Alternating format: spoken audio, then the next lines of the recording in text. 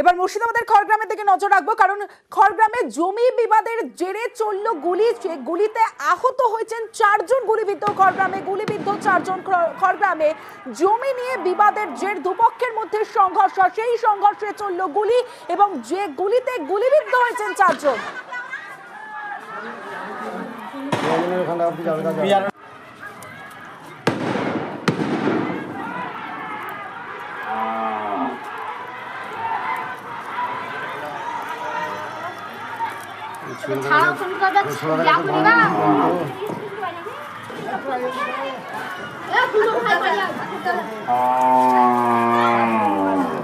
ছবি দেখতে পাচ্ছেন, বন্দুক হাতে দুপক্ষ, বন্দুক হাতে এবং দুপক্ষের বিরুদ্ধে গুলি চালানোর অভিযোগ এবং গুলি চলার শব্দ পর্যন্ত আমরা পেলাম। আমার সঙ্গে রয়েছে আমার প্রতিনিধি প্রণব বন্দ্যোপাধ্যায় রয়েছে। প্রণব, কি থেকে ঘটনার সূত্রপাত, এই মুহূর্তে ঠিক কি পরিস্থিতি?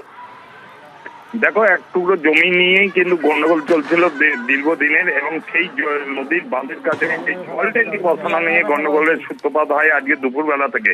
তারপরে সন্ধ্যাবেলাতে দুই পক্ষের মধ্যে প্রথমে মারপিট শুরু হয়, তারপর প্রায় এক পক্ষ অপর পক্ষকে লক্ষ্য করে গুলি চলে এবং গুলিতে মোট 4 জন গুলিবিদ্ধ হয়েছে এবং আরো 2-3 জন তোমার আহত হয়েছে। তাদেরকে, যারা গুলিবিদ্ধ হয়েছে তাদেরকে খড়গ্রাম গ্রামীণ হাসপাতালে নিয়ে যাওয়া হয়। তারপর সেখান থেকে কিন্তু মুর্শিদাবাদ মেডিকেল কলেজে রেফার করা হয়েছে। তবে যেহেতু তোমার ছড়ারা গুলি, সেই কারণে তাদের অবস্থা স্থিতিশীল এবং চিকিৎসকরা ইতিমধ্যে কিন্তু গুলিগুলো বের করার চেষ্টা করছেন।